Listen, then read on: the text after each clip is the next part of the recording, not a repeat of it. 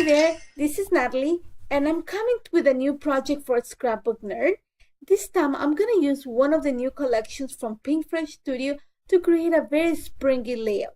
And this is Everyday Musings for Pinkfresh Studio, and it's just arrived to the store. There's a lot of new stuff arriving to the store. All the new collections are in.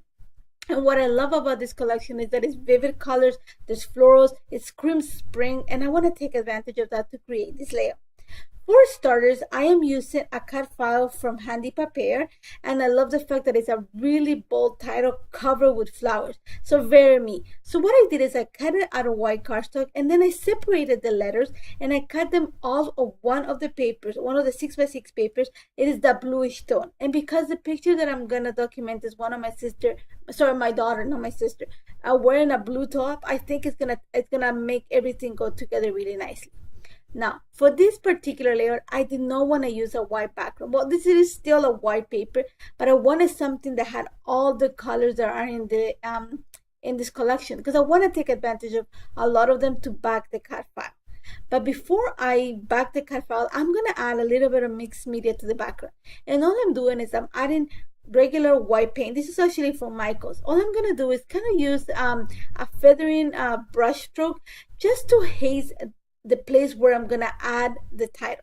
And all I'm using for this is I actually talk about this is an acrylic paint brush, and what the difference is that it's actually the bristles are made out of nylon, and they just are more of a sturdy bristle. So what it happens is it doesn't it allows for the paint to disperse in a lighter motion. What it means is kind of gives you a feathering effect on the background, and that's all I want to. I don't want to cover completely the background. I just want to create a haze, so it's gonna kind of create a little bit of a shadow where I'm gonna place the title, and that's just gonna take away those colorful lines and making it a little dimming that the tones on the lines just for when I place it. I don't want the background and the title to be competing.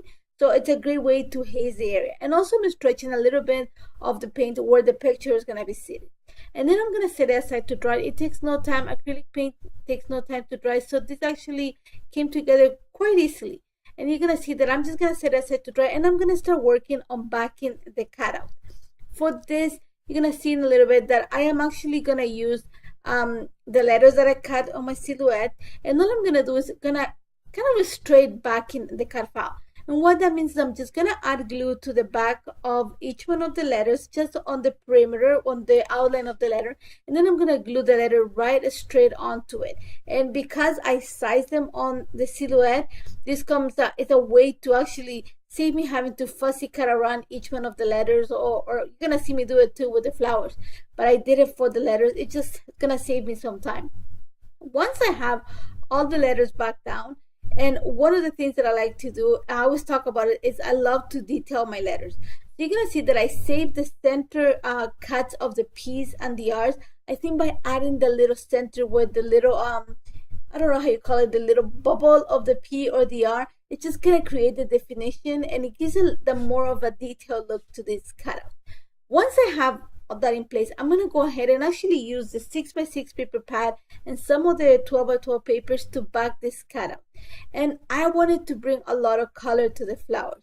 So you're going to see me that I'm going to use some of the purple, it's like a dusk rose tone of the paper, and also this red kind of corally paper. And I really love the color, but I didn't want to add lots of it because I'm not a fan of red. But I think because we're talking spring and a lot of florals, it is going to help. And once I back the flower, I realized that actually it's going to help me create my focal points. So you're going to see how I'm going to play with the colors, and I'm going to make that red one of the ones, the focal points, kind of create my triangle around that color. Once I have all the flowers back down, I'm going to go ahead and use the 6x6 paper pad and also the paper in the 12x12, the green tones, to back all the leaves. And then I'm going to use the little, there's a paper that comes with a lot of cups, and it has this yellow tone to it to back all the little flower buds. Now that I have that ready, I actually, like I mentioned before, my daughter is wearing like a navy top on this, so I'm gonna use this paper. It's like it has a navy and a really deep green, and it has the colors that I'm looking for that in the picture. So I'm gonna create a frame for the picture, and then I'm gonna add a little bit of foam adhesive behind it because I'm gonna make sure that the picture pops from the layout. I am also gonna use foam adhesive behind the title, and you're gonna see that once I glue it in place, it actually, the title is gonna stand out even more than the layout. It's because I used a different width or depth, I don't know, of foam adhesive. But before I glue everything together, I wanted to give it a little bit of a shadow. I didn't want to leave it completely white. So for this, I am going to use a little bit of Bicky Boutin art crayons and their stencil brush. And I'm using actually the light blue and mix it with some white. You're going to see that you're barely going to see it, but it's just going to create a soft shadow that's going to take some of the whiteness behind the background.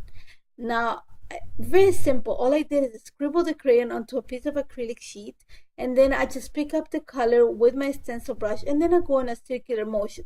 And as you can see, it's a really light color, very, very light. And once I'm set that in place, and what I love about this technique is that you don't have to wait for it to dry. It's set right away as a dry application, so I can go ahead and work right away. So once I set my title in place, I'm going to bring the next shade of blue just because I want to bring more emphasis to the picture. But you're going to see that even though I put it's a darker shade, it's going to be hidden. So you're just going to see little pops of the color coming out from behind the picture.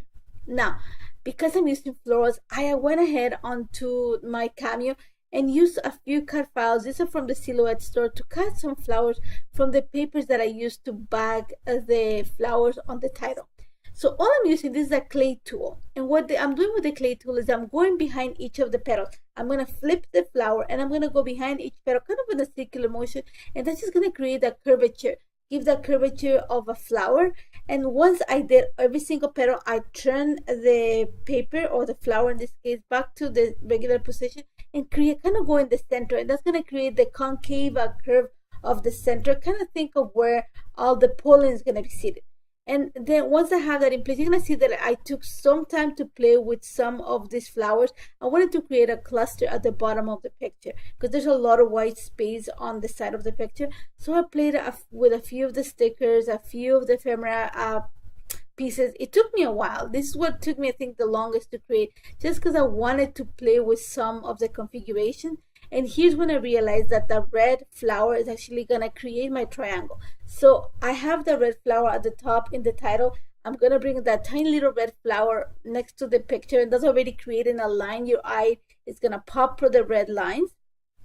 Once I'm kind of happy with what this is set, I'm going to go ahead and bring my Nuvo drops, and I have a few of them just to create the centers of the flowers. You're going to see that I use these are the antique ones and the clear ones, and I just add a little bit to dry in the center, and it's gonna give the center without having to add another color. And I'm just gonna embellish because I have the large title that is gonna be the focus of this, and also the cluster of flowers. It's gonna take very little embellishing. I'm gonna bring some accents of the yellow that I had, and like I mentioned before, I already have the red. That's what I'm gonna use to create my kind of my focal point. Now I'm going to bring a little bit of an accent to the top of the title. So I added a little bird in the pink just to balance the pink that I have in the picture and also in the spring title. And then I'm going to bring the sticker that says happy. So my title is going to read spring happy, and that's also going to balance the purple that I have on the title. So you're going to see that I'm kind of working, trying to balance in the colors around this layer. Once I have that in place, I'm going to add a few lines of journal. And then here is when I realized that I needed to add a little bit more pops of yellow to every single place, especially where I'm adding my clusters, and also that I need to bring another pop of red somewhere on the layer. And there's a lot of empty space on the negative side, on the left hand side of the picture. So I'm going to bring one of the labels, and this is one of the labels from the cardstock sticker that has the red, I'm going to say frame, and add a little sentiment in the blue just to bring the blue. Then I brought up the yellow flower from the ephemera pack just to bring some of the yellow. And then you're gonna see that I actually bring another piece of puffy sticker that has the red accent just to add some more pops of the color. I added a few more pops of red with some little enamel hearts, and that's about it. Love how this turned out. I love the colors. It just springs it's just very springy, very simple, and has such a lovely collection to work with. Remember to stop by Scrapbook Nerd. There's so many new collections arriving, and if you have any questions, do not hesitate to contact me. Thank you so much, guys. Bye bye.